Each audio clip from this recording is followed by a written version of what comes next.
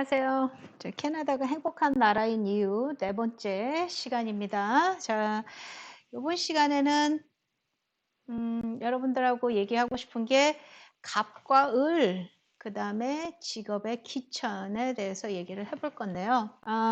캐나다에 살면서 한국의 뉴스를 가끔 들을 때가 있어요. 가끔가다 뭐 알바 학생이 뭐 손님한테 잘못했다 그래가지고 주차장에서 무릎을 꿇게 하라는 둥, 무릎 꿇어 뭐 이런 거. 아니면은 이제 저는 이제 한 3년, 2년, 3년 됐나요? 넷플릭스에서 이제 미생을 보면서 이제 그런 경우 있죠. 막 서류가 막 날라가. 서류가 야 이것도 일이라고 한 거야. 다시 해와. 사람들 많은데 서류가 막 날라댕기죠. 제가 캐나다에서 지금 현재 거의 20년 가까이 직장 생활하고 있는데 그런 경우를 본 적이 없습니다.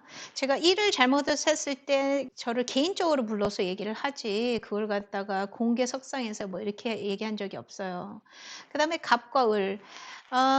글쎄 이거는 어떤 좋은 예일지는 모르겠지만 저희 회사에서 그런 경우 있습니다. 가끔가다 이제 저희 회사 아침에 출근 시간에 사람들이 굉장히 엘리베이터에 많잖아요. 근데 청소하는 용역 직원들이 이렇게 큰 카트를 들고 타려고 그래요. 그러면은 한국은 아줌마 이따 타요. 이거 바빠 죽겠는데 왜 지금 타요? 뭐 그리고 따로 엘리베이터도 따로 있지 않나요? 글쎄요. 그런 경우를 이제 가끔가다 드라마에서 보죠. 근데 여기는 안 그래요. 사람들이 비켜줘요. 다 이렇게. 심지어 어떤 사람은 나는 다음 엘리베이터 탈게. 너네들 먼저 가. 용역하는 사람도 그냥 청소하는 아줌마 그냥 보내줍니다. 그리고 캐나다는 어떻게 보면 굉장히 이렇게 직장이 상하라고 그런 개념보다 이렇게 평평하다고 생각을 해요. 저 같은 경우 이제 다른 영상에서 한번 얘기를 드렸는데 이제 저희 CEO랑 저희 회사에서 만나면 제가 뭐 안녕하십니까 뭐 이렇게 뭐 길을 비켜드려라 뭐 이런 거 없습니다. 저희 회사에서 이제 별다방이 이제 1층에 있어요. 그러면 이제 저희 CEO 분이 이렇게 내려와서 커피를 주문을 해요. 그러면은 한국은 어떤가요? 사장님 먼저 가시라고 이렇게 직원들이 다 비켜주지 않나요? 그렇지 않나요? 요즘은 많이 바뀌었나요? 제가 한국에서 직장 생활을 안 해봐가지고요. 요즘은 바뀌었을 수도 있을 거라고 저는 생각을 합니다. 저희 사장님은 그냥 그 직원들하고 같이 기다려서 커피를 시켜가지고 가십니다. 그리고 사장님이라 그래가지고 비서가 와서 이렇게 커피를 실어 나르고 그러지 않습니다. 가끔 가다가 이제 비서가 혼자 내려와서 커피를 막 이만큼 사가지고 갈 때는 있어요. 그거는 이제 회의하시느라고 바쁘니까 이제 회의하는 전 직원들의 커피를 갖다가 그 미팅실에다가 놔두는 경우는 있어도 뭐 사장님이라 그래가지고 저리 비켜라 모두 다 물러거라 뭐 이거 없습니다. 그리고 직업에 귀천이 있는 이유가 뭘까요? 한국에서 귀천. 한국에서는 그렇잖아요. 생산직에 있는 사람들하고 사무직에 있는 사람들하고 봉급 차이가 굉장히 많이 날 수 있어요. 근데 캐나다는 진짜로 그 봉급 차이가 그렇게 많지 않아요. 글쎄, 저희 남편 같은 경우는 이제 생산직에 있습니다. 저 같은 경우는 이제 사무직에 있는데 저희 남편하고 저의 봉급의 차이는 글쎄요, 제가 한 3분의 1 정도 조금 더 버나요? 이렇게 생각을 하시면 되고요. 그렇다 그래가지고 제가 복지가 더 좋으냐? 아닙니다. 저희 남편 있는 회사가 복지가 더 좋아요. 그래서 저는 이제 저희 남편에 있는 그 복지 이렇게 밑에 들어가 있어요. 그래서 오히려 편안하게 자유롭게 이렇게 댕기는 사람들은 생산직 직원들이 더 자유롭게 다녀요. 저희 남편 같은 경우는 몇 시에 출근, 몇 시에 퇴근, 칼출근, 칼퇴근. 딱 이렇게 합니다. 저 같은 경우는 문제가 생기면 전화 오죠. 새벽 2시에 전화 와서 새벽 2시에 일어나가지고 일해야 돼요. 저 같은 경우는 샐러리맨이에요. 샐러리라는 표현은 뭐냐면 1년 봉급이죠. 1년 봉급. 시간당으로 안 쳐져요. 그래서 어떨 때는 뭐 새벽에 전화가 오든 뭐 주말에 전화도 올 수 있고요. 늦게까지 일할 수도 있고요. 물론 제가 늦게까지 일하고 새벽에 전화를 받았고 이러면은 이제 오버타임은 신청을 할 수가 있어요. 그래서 오버타임 그 돈을 봉급을 더 받긴 받는데 근데 저 같은 경우는 항상 묶여 있죠. 저 같은 경우는 어디를 가든 어떤 그 휴가를 갈 때도 저는 랩탑은 챙겨가요.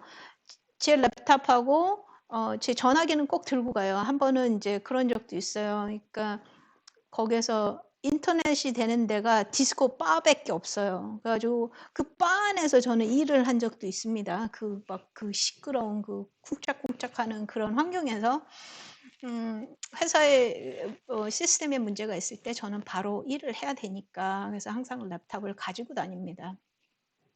근데 저희 남편은 그러지 않죠. 회사에 있는 시간, 그 시간만 딱 일을 하고요. 자유예요. 뭐 오히려 더 골프하러 다니고 자기 그 시간만 딱 하면 되니까. 제가 느끼는 물론 직업에 귀천이 없다.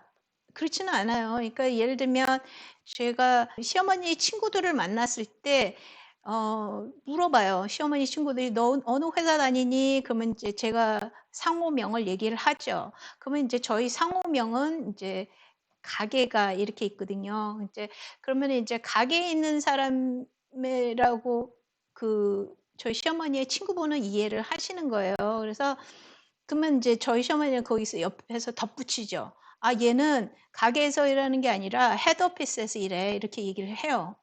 그런 거를 봤을 때 아무래도 그 가게에서 일하는 사람하고 헤드 오피스에서 일하는 사람하고 고런 거는 있겠죠 아무래도.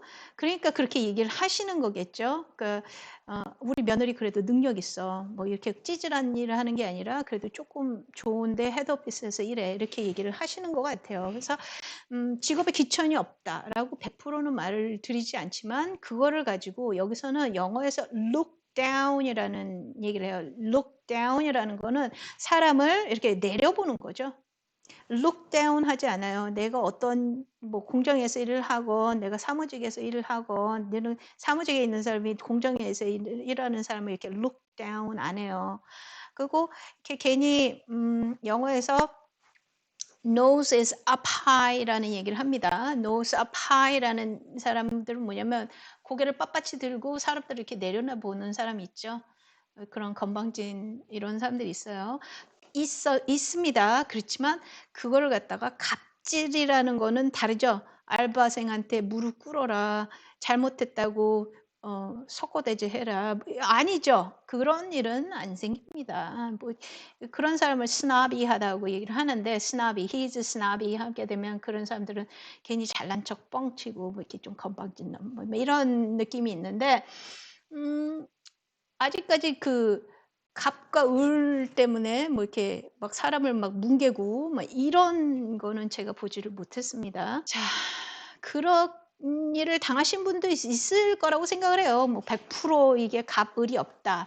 직업이 100% 없다. 그렇지만 한국만큼 막 이렇게 막 너무 막 그러지는 않는 것 같아요. 그래서 저는 그런 것이 굉장히 좋아요. 저는 그래도 캐나다에서 행복하게 살고 있습니다. 저는 제가 하고 싶은 일을 하고 있고요. 그리고 한국에서 당했던 어떻게 보면 부적절한 제 위치에 아무래도 그때 당시에는 어렸고 여자고 뭐 이런 게 있었기 때문에 그렇기 때문에 당했던 어떤 그런 것들을 이런 부분에서 해결을 해 주지요.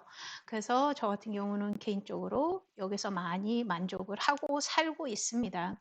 만약에 이 영상에 대해서 궁금하신 점이 있으시면 댓글 달아주시고요. 이게 마음에 드셨다면 좋아요, 구독 한번 눌러주세요. 오늘 여기까지 할게요. 감사합니다.